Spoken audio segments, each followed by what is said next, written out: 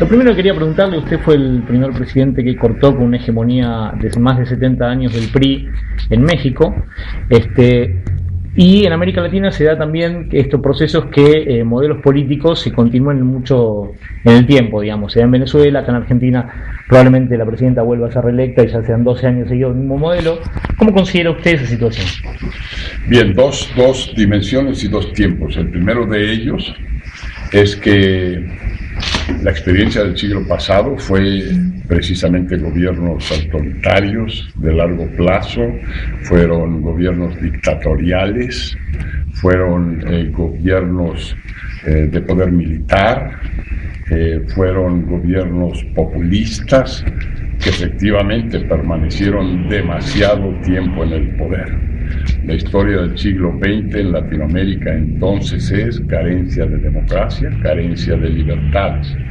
Y esto nos llevó quizá, como una buena explicación, a ser, si no la región más rezagada, solo comparable con África. Vimos cómo Europa progresa, Norteamérica progresa, Asia progresa y Latinoamérica no acaba de encontrar su rumbo. Pienso que es porque somos democracias muy recientes, solo al final del siglo logramos sacudirnos las dictaduras y por tanto estamos en un nuevo camino de democracia y libertad que nos debe de generar mucha creatividad, mucha innovación, mucha participación ciudadana y muchos gobiernos que rindan cuentas, que sean eficaces. Ese paso ya lo dimos. ¿Qué vemos el día de hoy? Bueno, vemos todavía países que no tienen límite a la reelección. Y esto, desde mi punto de vista muy personal, es peligroso y equivocado, porque además es carente de humildad, porque todos debemos de reconocer que siempre hay alguien que va a hacer mejor las cosas que nosotros. Y como gobernantes debemos de reconocer eso. Yo pienso que periodos de más de 8 años no deben de aceptarse en ningún lugar en Latinoamérica.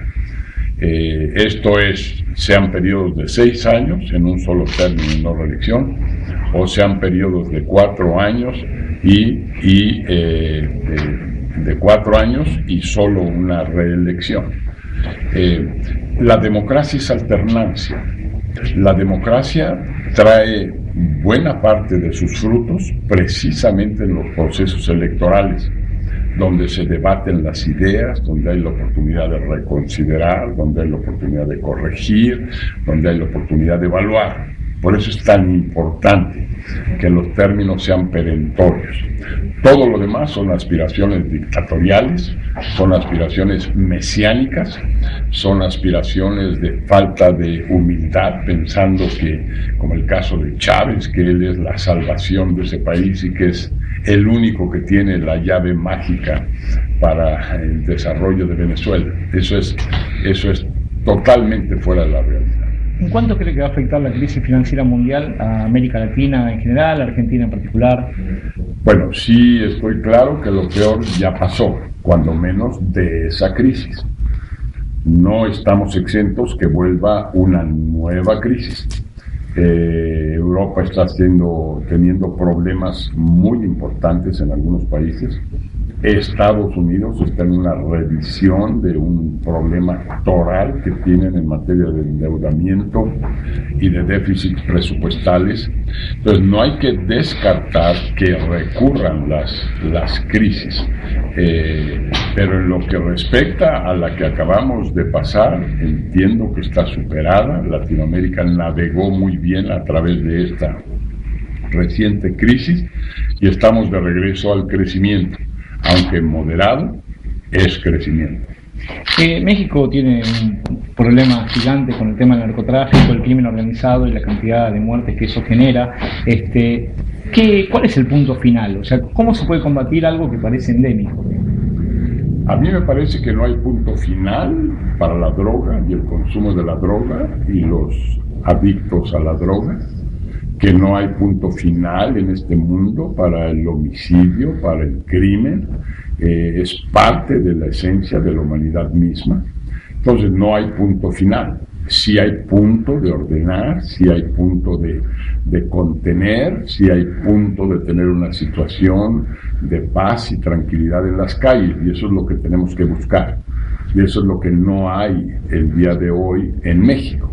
Entonces México tiene que enfrentar un problema único, diferente al que tienen los demás países, y mi punto de vista es que no puede ser poner violencia frente a violencia, que eso solo va a escalar más el problema y nos va a llevar a grados de violencia inmanejables, que a cambio de eso la inteligencia, la estrategia, la tarea policíaca profesional, eficaz, debe de ser la solución.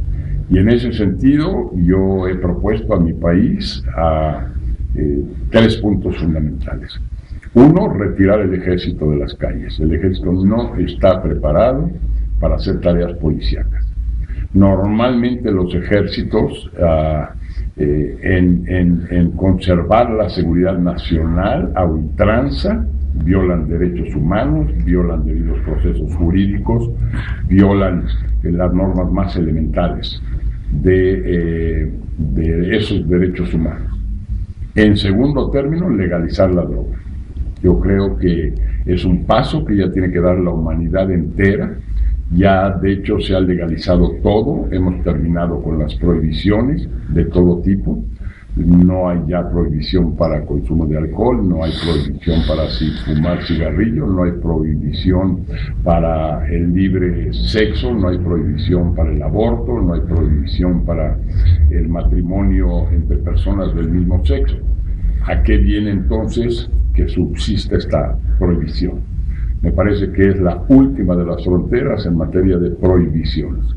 Y por tanto, tiempo de debatir, tiempo de acordar cómo derrumbamos esa prohibición y dejamos la responsabilidad en la persona, en el ejercicio responsable de su libertad. Quien va a consumir tiene que decidirlo por sí mismo, si quiere matarse, si quiere suicidarse, si quiere perjudicar su salud.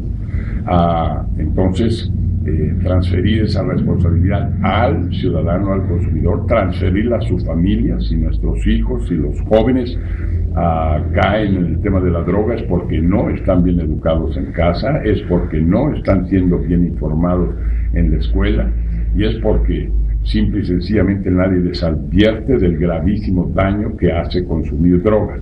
Así que es transferir lo que hoy hemos asignado al Estado, al gobierno, de sostener una prohibición que no ha funcionado, transferirla al propio libre albedrío, libre ejercicio responsable de cada ciudadano, de su familia y de la escuela donde lo preparan. Le pregunto, usted como una persona que tiene experiencia en el tema, Salta es frontera con Bolivia, ¿sí? Un país productor de cocaína por naturaleza. ¿Cómo puede evitarse la creación de cárteles de la droga, por ejemplo? Bueno, ese es el problema de México, y el cual advierto y recomiendo a Salta que ponga mucho cuidado, porque México no es un productor de droga. Los productores de droga son Colombia, es Venezuela, es Ecuador y es Bolivia. Y esa droga que ellos producen es la que pasa por vía México en tránsito a los Estados Unidos. Entonces hay que evitar que eso suceda aquí, hay que cuidar que no suceda. Entonces esa sería una recomendación. La otra es que todos tenemos que participar en este debate. Al final no hay poder humano, no hay gobierno, no hay nadie que pueda acabar con la droga. La droga seguirá existiendo. Entonces lo que tenemos que hacer es participar en el debate internacional, en el debate nacional, abrir el debate, la discusión y la reflexión de cómo manejar este tema de la droga y del crimen. Y ya señalé yo que debe ser con elementos policíacos y de inteligencia para combatirlo, y número 2, debe ser con legalizar el consumo de droga. Me pregunto, ¿cómo evalúa esta relación muy tirante que está habiendo entre los gobiernos y la prensa en América Latina en particular, en Argentina, en Bolivia y en Venezuela también en particular? Bueno, son dos factores integrantes de una sociedad y de una nación que actúan con autonomía y que el ejercicio supremo de la libertad debe de respetarse en términos absolutos para los medios de comunicación, que sean los propios medios de comunicación que se impongan los comportamientos éticos que cada uno defina, pero atentar contra la libertad de expresión y la prensa desde el gobierno es un acto antidemocrático, es un elemento autoritario que debe de advertir a nuestras naciones y a nuestros ciudadanos, cuidado, un peligro de un gobierno que actúa tratando de callar a la prensa. Le hago la última pregunta. ¿Qué opinión le merece coincide que hay una especie de populismo que se empieza a extender en América Latina? ¿Teme que esa situación llegue a México? Bueno, no, y espero que no, pero efectivamente hay regresiones democráticas después de esta gran hazaña que hicimos todos los países latinoamericanos de sacudirnos a los dictadores, las dictaduras militares, los dictadores personales, los gobiernos mesiánicos y demagogos. Ya nos deshicimos de eso y sin embargo tenemos el caso de Venezuela, el caso de Bolivia, el caso de Nicaragua, el caso de Ecuador, donde parece que queremos regresar al pasado no democrático. Parece que hay nostalgia por el viejo. ¿Incluso Argentina en ese lugar?